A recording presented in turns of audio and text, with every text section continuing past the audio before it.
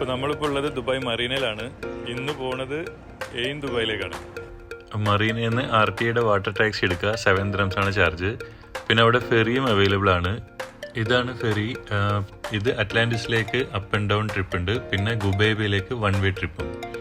പിന്നെ നമുക്കിന്ന് പോകേണ്ടത് ഇതാണ് വാട്ടർ ടാക്സി. ഈ വരുന്നതാണ്. ഇത് നേരെ ബ്ലൂ വാട്ടേഴ്സിലേക്ക് എടുക്കുക.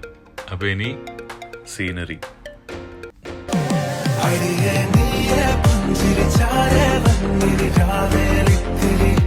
നെഞ്ചിലെ ശ്വാസം